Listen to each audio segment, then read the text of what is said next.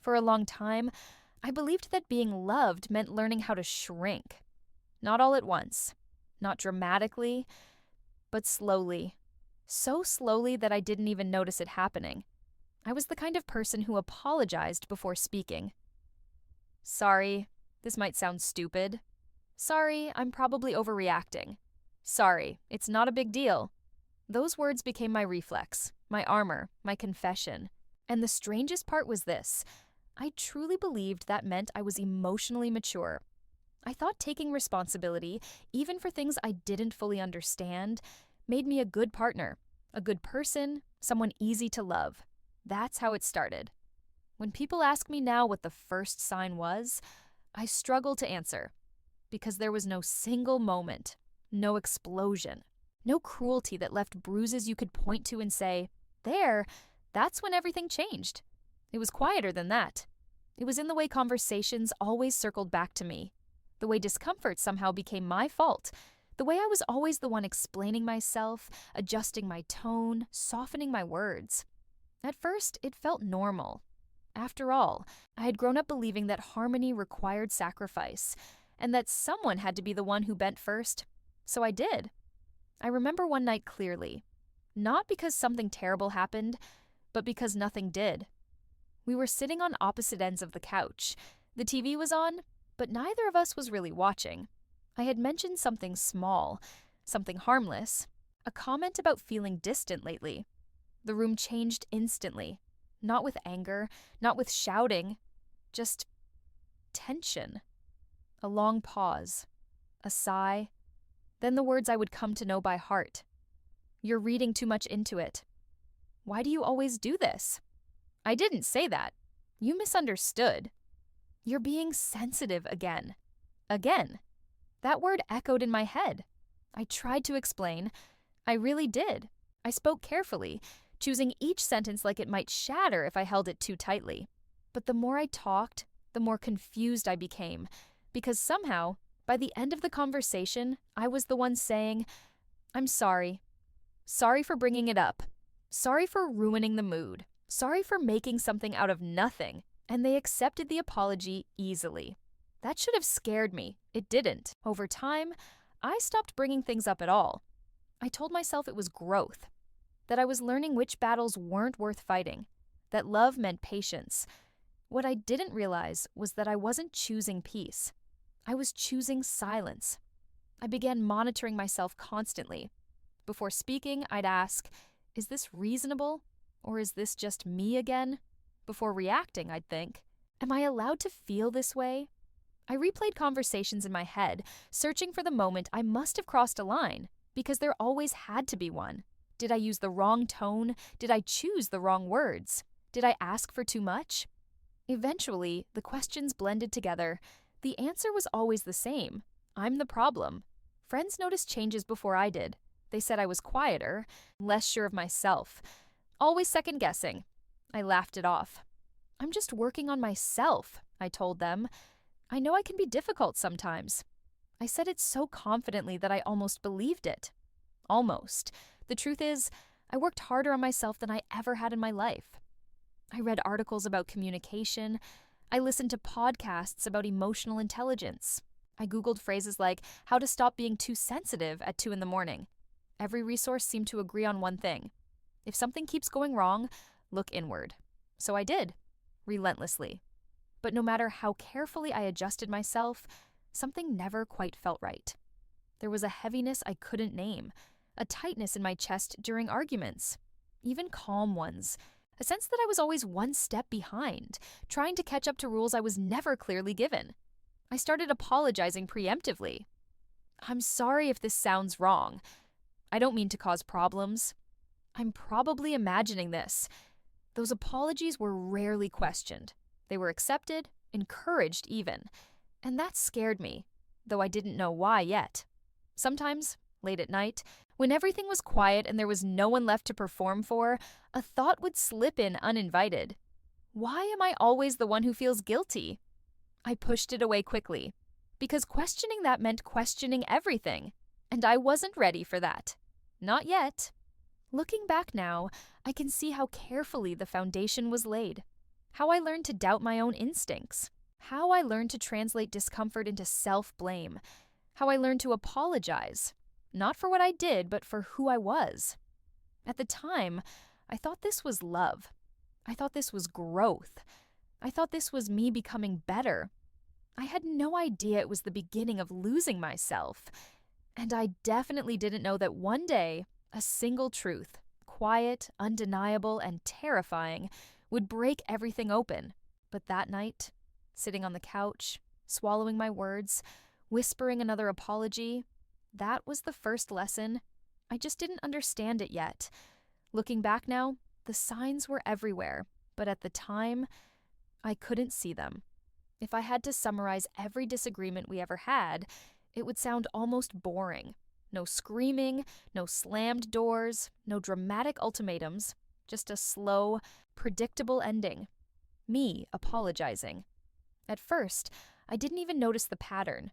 Arguments didn't feel like arguments. They felt like misunderstandings.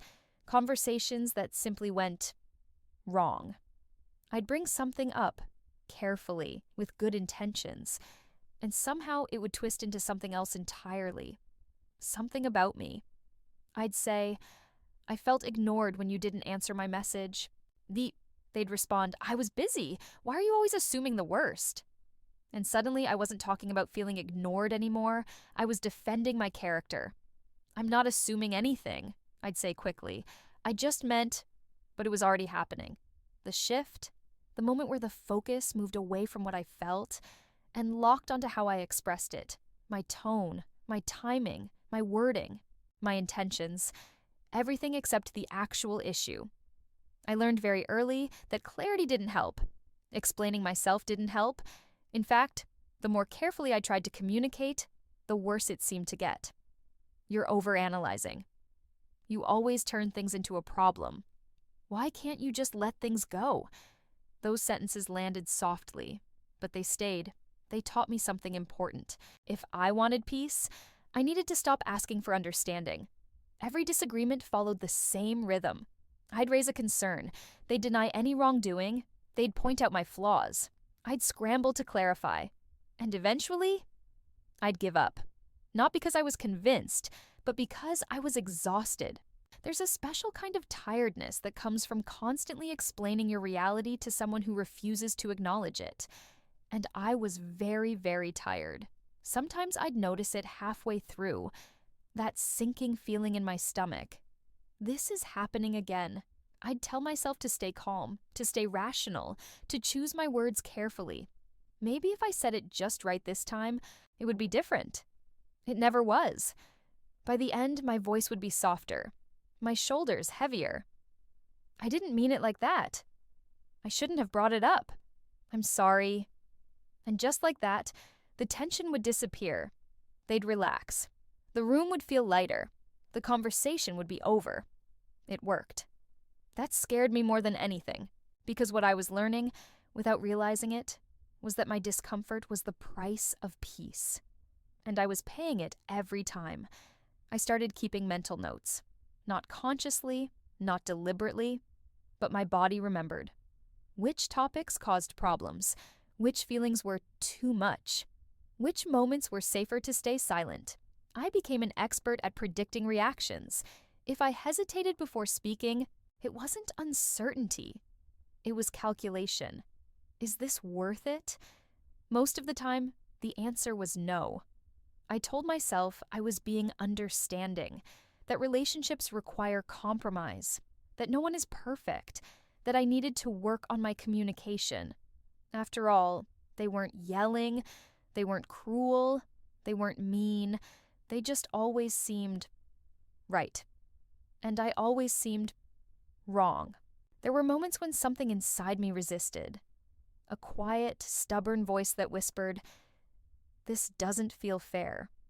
But that voice had learned not to speak too loudly, because every time it did, it was met with confusion. "I don't understand why you're upset. You're making this bigger than it is." I already explained myself. Why can't you accept that? Accept. That word became important. Acceptance, I learned, meant dropping the subject. One night, after another conversation that ended the same way, I caught my reflection in the bathroom mirror. My eyes looked tired, not sad, not angry, just tired. I tried to replay the conversation objectively, the way I always did, searching for my mistake, pinpointing the moment where I should have handled things differently. But for the first time, I couldn't find it. That thought scared me, so I pushed it down, because admitting that meant facing a much bigger question, and I wasn't ready for that yet. Instead, I doubled down. I became calmer, more careful, less reactive. I thought if I removed emotion entirely, nothing could go wrong. But something still did. Because no matter how gentle I was, the conclusion never changed. I was still the one apologizing. What I didn't understand then was that this wasn't conflict resolution. It was conditioning. I was being taught, slowly, subtly, to associate speaking up with guilt and silence with relief. By the time I noticed how predictable it had become, the pattern was already part of me. Automatic, effortless, like muscle memory. Raise concern, feel tension, take responsibility, apologize, restore peace. Every argument ended the same way. And I told myself that was normal. That was love. That was just how relationships worked.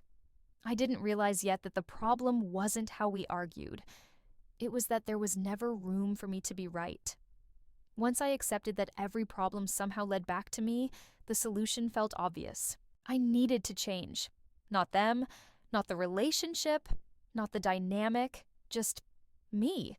I told myself this was maturity, that real growth meant taking responsibility even when it was uncomfortable.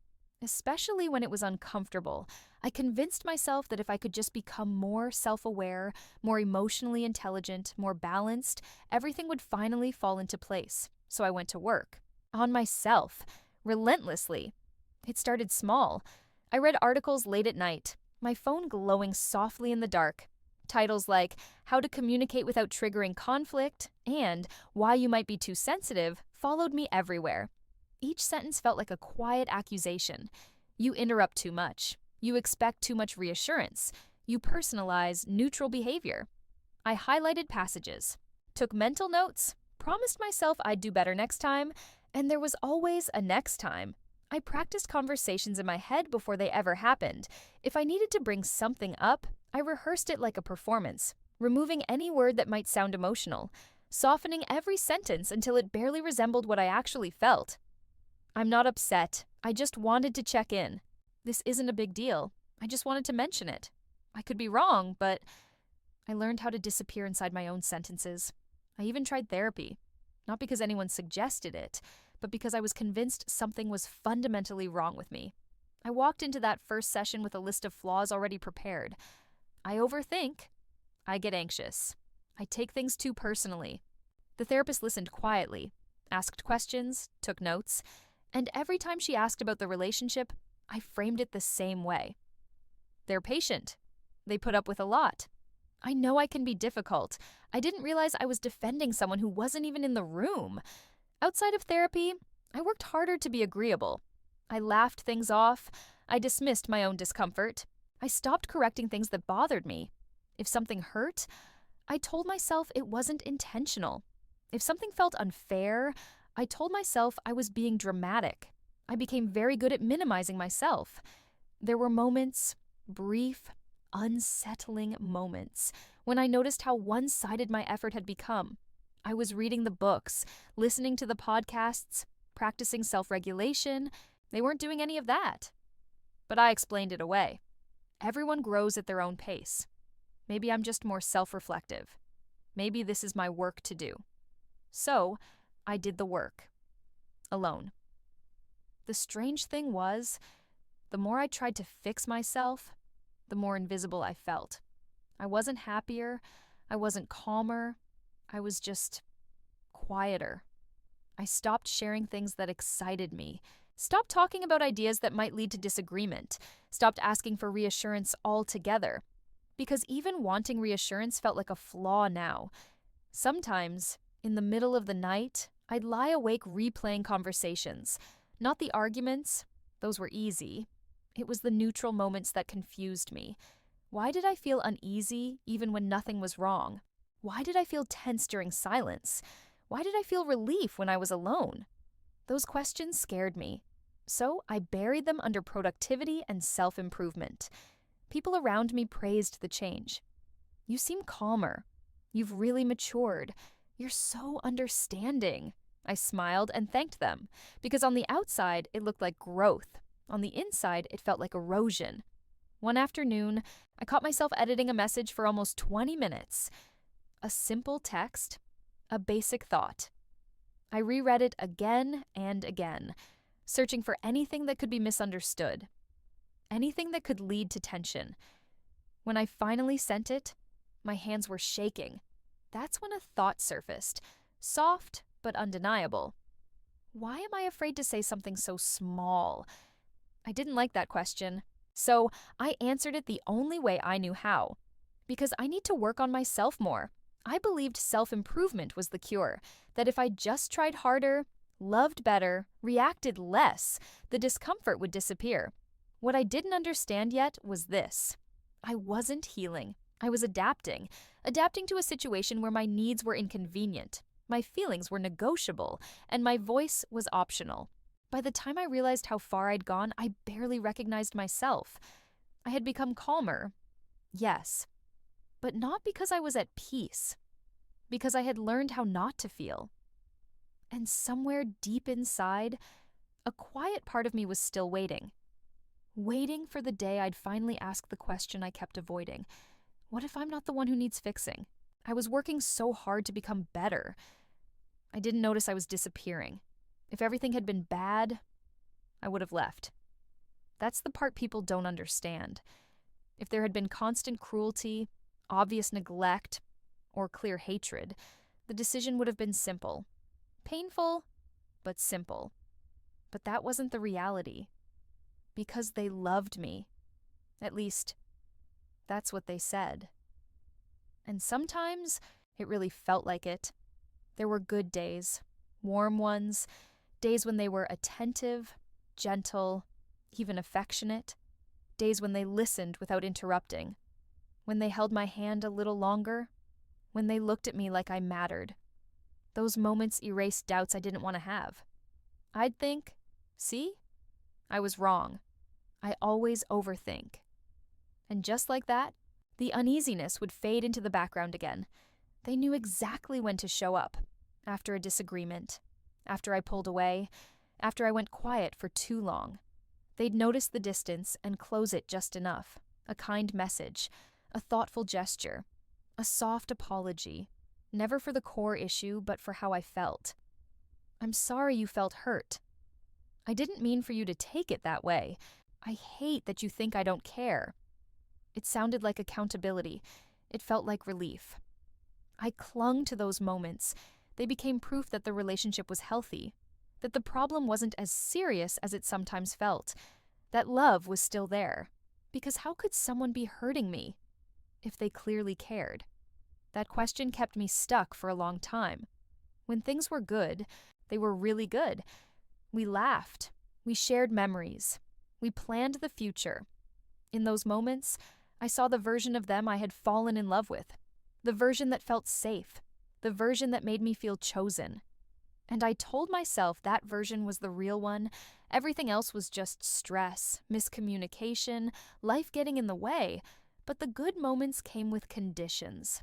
I noticed that they appeared most often when I was compliant, when I didn't question things, when I didn't ask for too much. Love felt like a reward, and I learned, without anyone ever saying it out loud, how to earn it. If I was easygoing, things were smooth. If I stayed positive, we were happy. If I didn't bring up uncomfortable topics, we were close. But the moment I needed something, the warmth faded. Not dramatically, not cruelly, just quietly.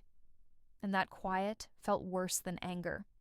I told myself every relationship had ups and downs, that love wasn't supposed to feel good all the time, that compromise meant discomfort. I repeated those beliefs like mantras whenever doubt crept in, especially when I noticed how uneven things felt, how much effort I was putting in, how much adjusting I was doing, how little was changing on the other side.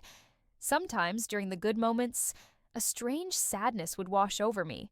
Not because anything was wrong, but because I knew how fragile it was. I knew how quickly it could disappear. And that meant I was never fully relaxed, never fully myself. Even happiness required caution. I remember one evening in particular. We were laughing about something small, something stupid, the kind of laughter that feels easy, natural. For a brief moment, I felt normal again, connected, loved. And then a thought slipped in, uninvited. Why does this feel like a break from something instead of the default? The thought scared me, so I ignored it. They'd tell me they loved me in moments like that, softly, casually, as if it were obvious. And I believed them, because I wanted to. Because believing them was easier than facing the possibility that love shouldn't feel so conditional. What I didn't understand yet was this: the good moments weren't proof that nothing was wrong. They were what made everything so confusing. They blurred the lines, they reset the doubt. They kept hope alive just long enough. Enough to stay. Enough to try again. Enough to keep blaming myself. I stayed because I believed love meant patience. Because I believed people don't hurt you on purpose if they care. Because I believed that if I just kept showing up, kind, understanding, flexible, it would eventually balance out. I stayed because they said they loved me, and at the time, that felt like it should be enough. I didn't realize yet that love wasn't supposed to feel like something I had to earn. It didn't happen all at once. I didn't wake up one day and feel like a stranger to myself. It was quieter than that, more gradual, almost polite. At first, it was just preferences. I stopped suggesting certain restaurants because they never seemed enthusiastic. Stopped playing certain songs in the car because they were a bit much. Stopped sharing thoughts that might lead to long discussions.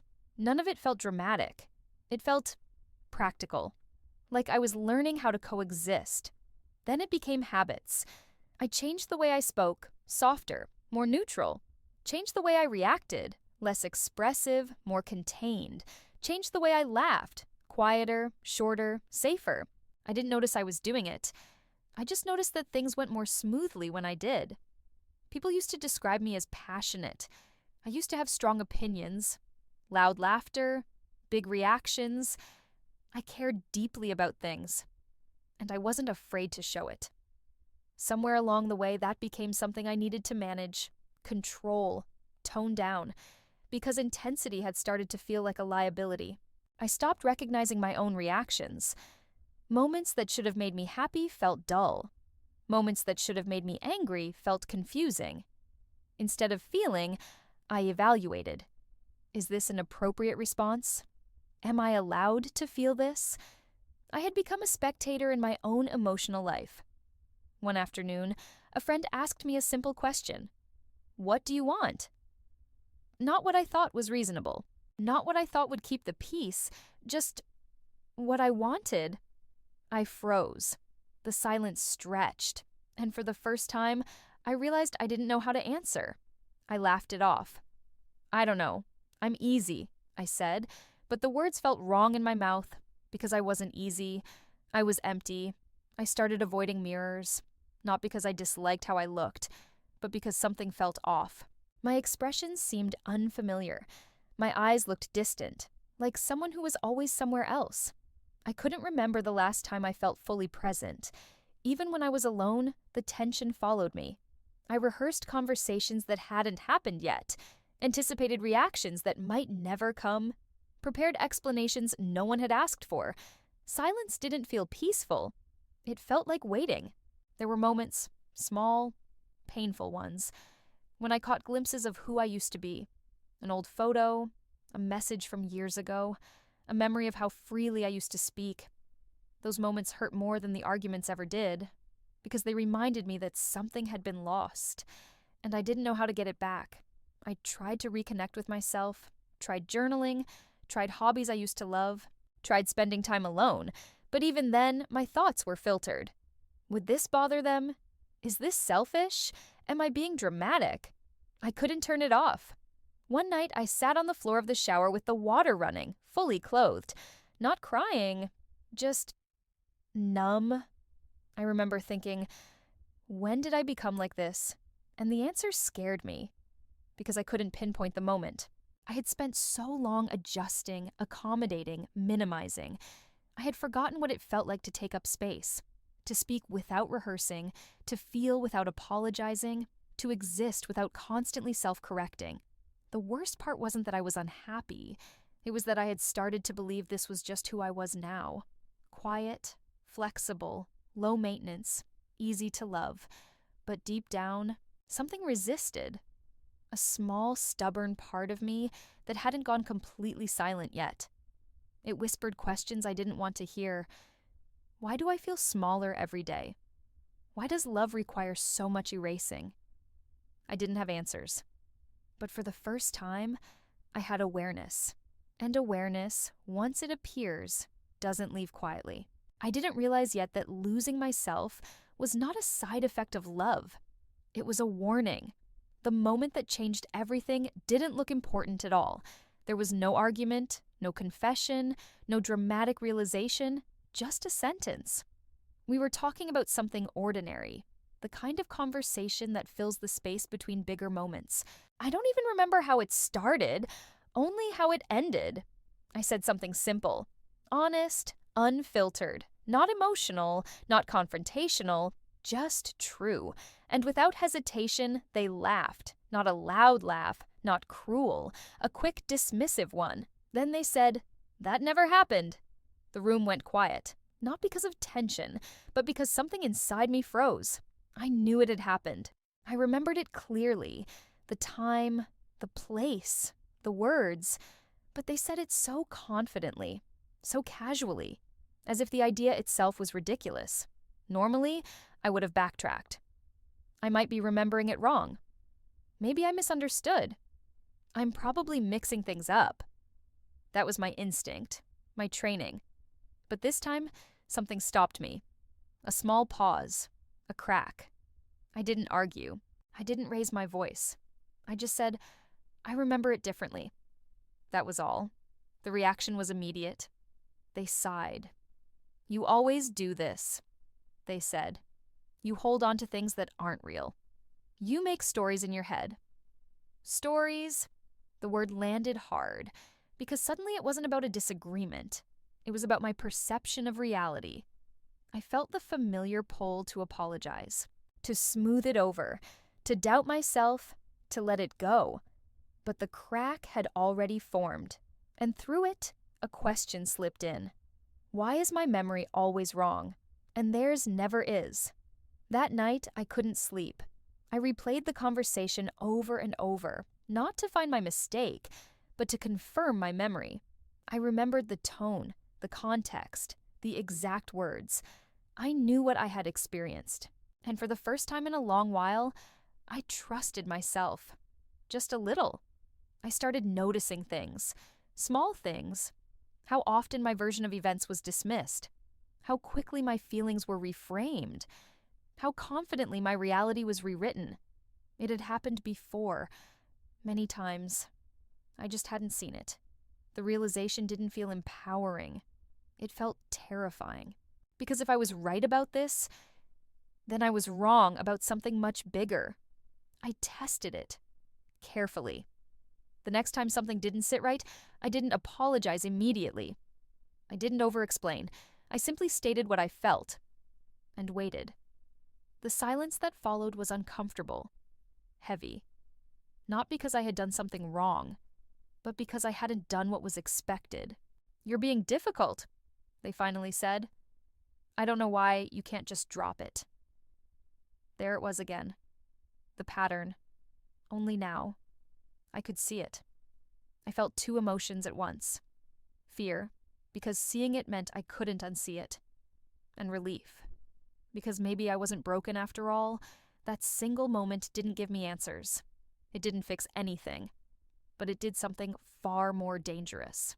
It made me curious. Curiosity led to awareness. And awareness began to unravel a story I had believed for years. The story where I was the problem, the story where my feelings were flaws, the story where silence was maturity. I didn't confront them. I didn't accuse. I just started watching, listening, remembering. And slowly, the cracks spread. For the first time, I wasn't asking myself what I did wrong. I was asking why I was never allowed to be right. Once I started seeing the cracks, I thought clarity would follow. I thought understanding the pattern would bring relief. It didn't. What it brought was a new kind of confusion, one that sat deeper and hurt differently. For years, whenever something felt wrong, I asked the same question. What did I do wrong? It felt responsible, mature, logical. If there was tension, I assumed I had caused it. If there was distance, I assumed I needed to fix it. If there was pain, I assumed it was my fault for feeling it. That question shaped everything. Now, with the cracks forming, I asked it again. But this time, the answer didn't come as easily. I replayed moments with new eyes, not searching for my mistakes, but for patterns. And what I found unsettled me. Every conflict started the same way. I expressed a feeling. They responded with defense. The focus shifted. I ended up explaining myself. And somehow, responsibility landed back on me.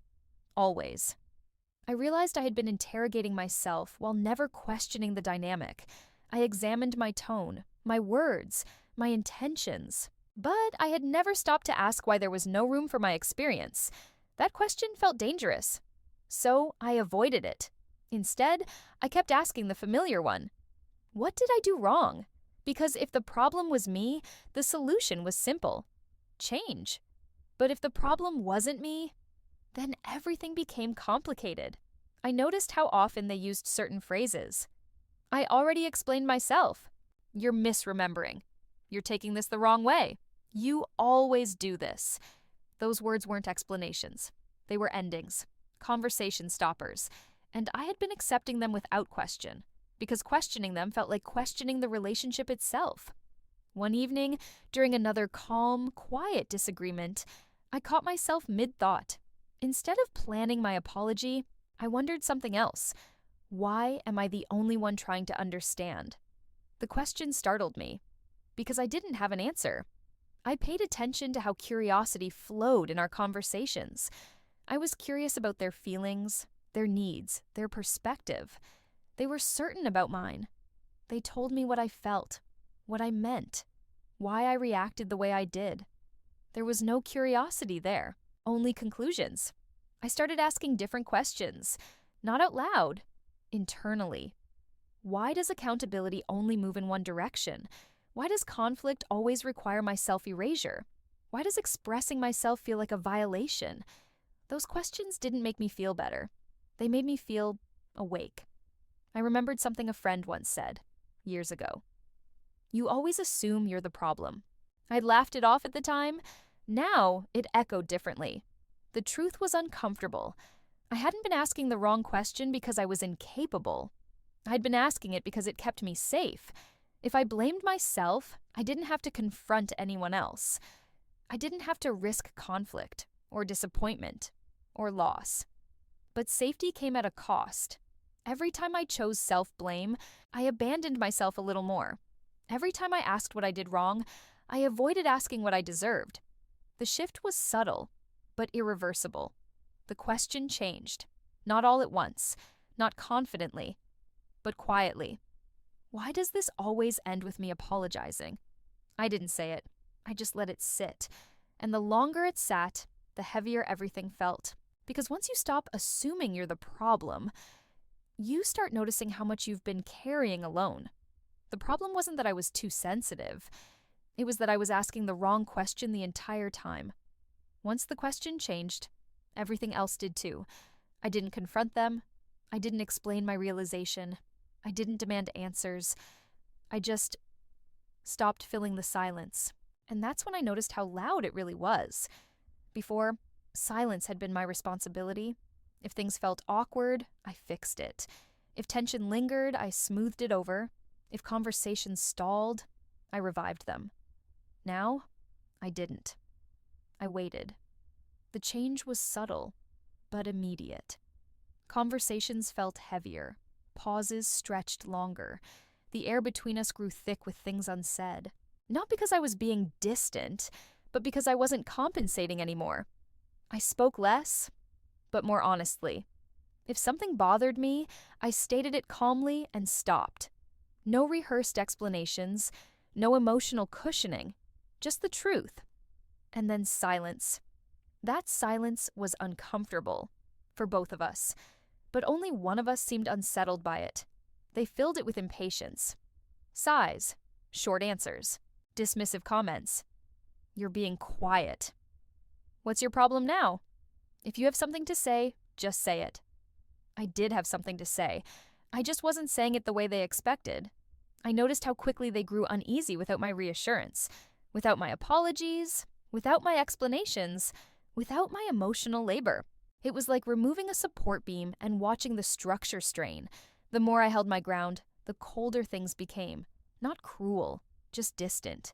And that distance spoke volumes. I felt the old urge rise, to fix it, to reach out, to apologize for the shift, but something had changed. I knew now that silence wasn't the problem, avoidance was. And I had been doing that for years. There were nights when we sat in the same room, barely speaking, not arguing, not connecting, just existing beside each other. The quiet pressed against my chest, and for the first time, I let it. I realized something unsettling. The relationship depended on my constant engagement, my effort, my reassurance, my willingness to bridge every gap. Without it, there was nothing holding it together. They accused me of pulling away. You've changed, they said. You're not the same anymore. I don't know what's going on with you. They were right. I had changed. I just wasn't apologizing for it anymore. Silence became a test, one I didn't know I was taking. Would they step forward? Would they ask questions? Would they meet me halfway? They didn't. Instead, they waited for me to return to who I used to be. The one who filled the gaps, the one who smoothed the edges, the one who made things easy. That realization hurt more than any argument, because it confirmed something I had been afraid to admit. Connection shouldn't disappear when one person stops overextending. In the quiet, I started hearing myself again. My thoughts were clearer, my feelings sharper, my instincts louder, and they were telling me something I could no longer ignore. Silence wasn't empty. It was revealing. It showed me what was missing. It showed me what had always been missing. In the quiet, I finally heard the truth. And I wasn't sure I was ready for what it meant. It wasn't a therapist. It wasn't a dramatic confrontation. It wasn't even someone who knew the full story. It was just a sentence. I was sitting across from someone who had known me for years, not intimately, not deeply, just enough to notice patterns. We were talking about life, work, stress, the usual things. At some point I mentioned, almost casually, how I always seemed to mess things up in my relationship. I said it the way I always did, with a small laugh, with a shrug, as if it were a personality quirk. I guess I'm just hard to deal with sometimes. They looked at me, really looked at me, and then they said, "Why do you always talk about yourself like that?" The question caught me off guard. I started to answer automatically. Well, I can be emotional. I overthink. They interrupted me gently. "No," they said. "I've never seen you treat anyone the way you talk about yourself." The world felt suddenly still. I didn't respond, because something inside me had cracked wide open. They continued, carefully. "Every time you talk about your relationship, you take all the blame. You never talk about what the other person does. You talk like you're the only variable." I felt exposed, uncomfortable, seen. I tried to defend it. "It's just me being honest," I said. "I know my flaws." They shook their head. "Knowing your flaws doesn't mean assuming you're always wrong." That sentence landed harder than anything I'd heard in years, because it challenged a belief I had built my entire identity around. I laughed awkwardly, changed the subject, but the words stayed. They followed me home. They sat with me in the quiet. They replayed in my mind long after the conversation ended. That night, I lay awake staring at the ceiling, not replaying arguments, replaying that sentence. Why do you always talk about yourself like that? I realized something unsettling. I spoke about myself the same way I had been spoken to, doubtful, dismissive, critical. I had internalized the voice that questioned me, and I had mistaken it for my own. The next day, I paid attention to my inner dialogue. Every time something went wrong, the blame was instant. You should have known better. You're too much. You're the problem. The words felt familiar because they weren't mine. I remembered the sentence again. I've never seen you treat anyone the way you talk about yourself. And for the first time, I wondered, who taught me to speak this way? That question changed everything because it shifted the focus outward without absolving me of responsibility. It didn't say I was perfect. It said I wasn't alone in creating this dynamic. I felt a strange mix of emotions. Relief, grief, fear. Relief that maybe I wasn't broken. Grief for the years I spent believing I was. Fear of what this realization might mean. I didn't confront anyone. I didn't announce a breakthrough. I just sat with the truth. And the truth was heavy. If that sentence was right, then the problem wasn't my sensitivity. It was the environment where my sensitivity had learned to apologize for existing. That one sentence didn't give me answers, but it finally gave me permission to ask different questions. Once the question shifted, there was no going back. I didn't suddenly become confident. I didn't feel empowered. I didn't feel free. I felt observant. And what I started noticing changed everything. I began replaying memories, not to punish myself, but to understand them. Conversations I had long dismissed as miscommunications. Moments I had labeled as me being difficult. Silences I had blamed myself for creating. This time, I watched them without self-judgment, and a pattern emerged. Whenever I expressed a need, it became an inconvenience. Whenever I expressed discomfort, it became an overreaction. Whenever I expressed confusion, it became a flaw. The response was always the same: deflection, dismissal, reversal. I noticed how often my feelings were reframed instead of addressed. I didn't do anything wrong. You're just tired. You're stressed. That's why you're upset. You're projecting. My emotions were never real. They were symptoms. I saw how often accountability disappeared mid-conversation. If I asked for clarity, I was accused of pushing. If I asked for reassurance, I was accused of being needy. If I asked for consistency, I was accused of being controlling. The request didn't matter, only how it made them feel. I noticed how rarely they apologized, and when they did, it was carefully constructed. I'm sorry you felt hurt. I'm sorry you misunderstood. I'm sorry you took it that way. Apologies without ownership. Closure without accountability. The realization didn't feel dramatic. It felt devastating, because patterns are harder to ignore than single incidents, and this one stretched across years. I started journaling, not emotionally, but factually. What was said, how I responded, how it ended, no interpretation, just data. And the data was clear. Every conflict ended with me shrinking. Every resolution came at my expense. Every peace required my silence. I also noticed something else. The pattern didn't change, even when I did. No matter how calm I was, no matter how careful my words, no matter how gentle my tone, the outcome stayed the same, which meant the problem wasn't how I communicated. That thought shook me, because I had spent years believing communication was the issue. That if I could just explain myself better, things would improve. They didn't. I remembered something I had once read. If someone benefits from misunderstanding you, they won't try to understand you. The sentence echoed painfully.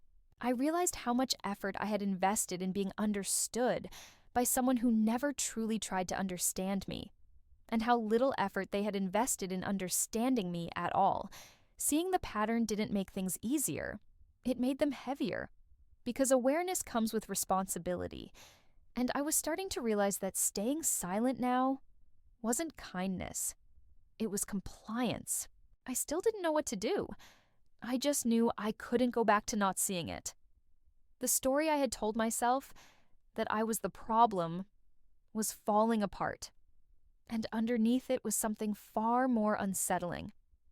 The more I saw the pattern, the more I realized it had never been accidental. There is a moment when denial stops protecting you, not because you suddenly become brave, but because continuing to lie to yourself becomes more painful than telling the truth. That moment didn't arrive with clarity. It arrived with grief. I didn't want to admit what I was beginning to understand, because admitting it meant rewriting years of my life. It meant questioning memories I had carefully organized to survive. It meant accepting that what I called love had been quietly hurting me, and I wasn't ready for that. I tried to compromise with the truth. I told myself it wasn't that bad, that every relationship has unhealthy moments, that maybe this was just incompatibility. Anything that allowed me to avoid the real conclusion, because the real conclusion was terrifying. It wasn't just that I'd been misunderstood, it was that my confusion had been useful. Once I saw the pattern clearly, I couldn't ignore how consistently it worked in their favor. When I doubted myself, they never had to explain. When I apologized, they never had to reflect. When I went quiet, they never had to change. The system functioned perfectly. Just not for me. That realization didn't make me angry. It made me sick, because it meant the dynamic wasn't accidental. It was sustained. I replayed moments I had once dismissed as small. The sighs when I spoke too long, the eye contact that disappeared when I expressed emotion, the way conversations ended the moment I stood my ground. None of it was explosive. All of it was effective. I remembered how often I had been told I was too much, too sensitive, too emotional, too intense, and how eagerly I had tried to become less. What I struggled with most was this question. Did they know what they were doing? I wanted the answer to be no. Because intent matters. Because believing someone didn't know feels safer than believing they didn't care. But the truth didn't need intent to exist. Impact was enough. I started noticing how they reacted when I showed clarity instead of confusion. They didn't lean in.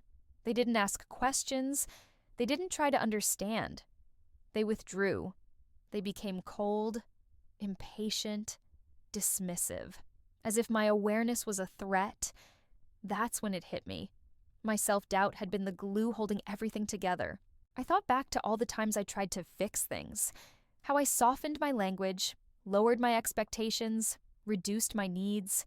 I had been negotiating my humanity for connection, and calling it compromise.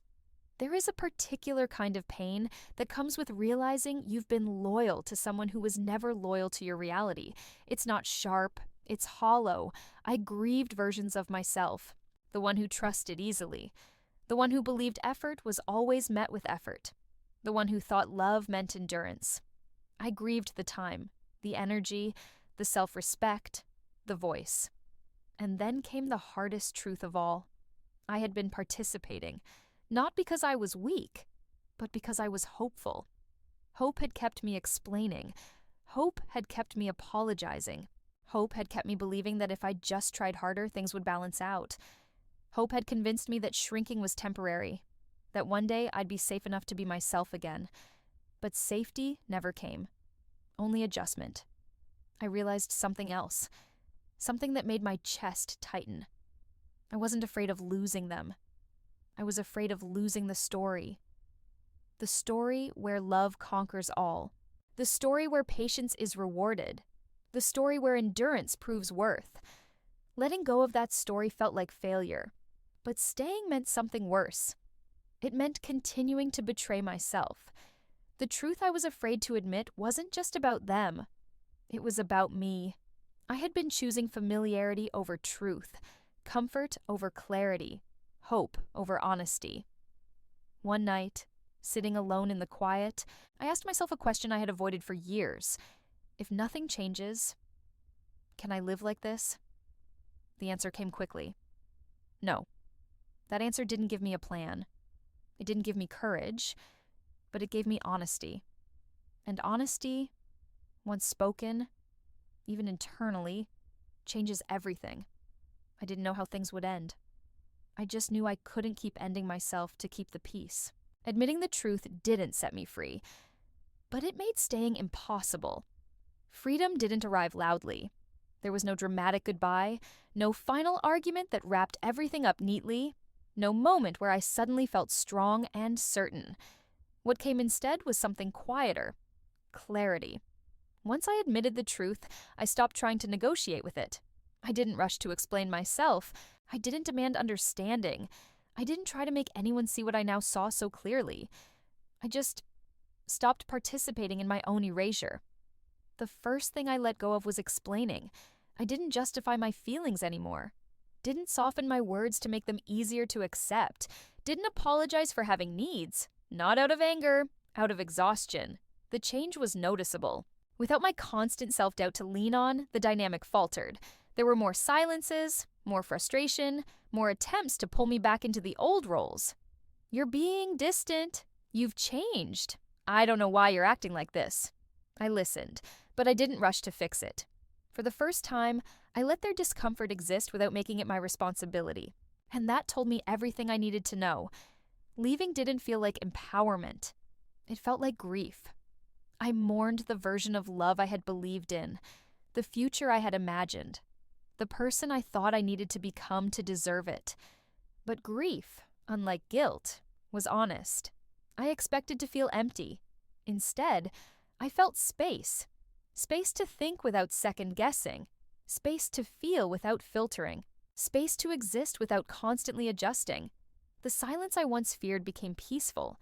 I noticed how quickly my body responded. The tension in my chest eased. My sleep improved. My thoughts slowed down. Not because everything was perfect, but because nothing was being denied.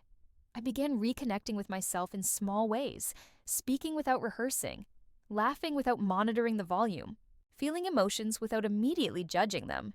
Each moment felt unfamiliar. And then, familiar. There were days when doubt returned, when I wondered if I had overreacted, if I had misunderstood, if I had walked away too soon. But now, I knew that doubt didn't mean I was wrong. It meant I was healing. I learned something important in the aftermath. If you constantly feel like the problem in a relationship, it's worth asking why. Healthy connection doesn't require self-erasure. Love doesn't demand silence. Understanding doesn't come at the cost of your reality. I stopped asking myself what I did wrong. I started asking what I needed. And for the first time, the answers didn't scare me. I was never too sensitive. I was responding to something that didn't feel safe. I was never difficult. I was trying to be heard. I was never the problem. The truth didn't break me. It broke the story I had been living inside. And on the other side of that story was something I hadn't felt in years: freedom. If this story feels familiar, let this be your reminder. You are not broken for wanting clarity. You are not wrong for trusting your instincts. And you are not hard to love for refusing to disappear. Sometimes, the bravest thing you can do is stop apologizing for existing. If this story resonated with you, you're not alone. Share it with someone who needs to hear it.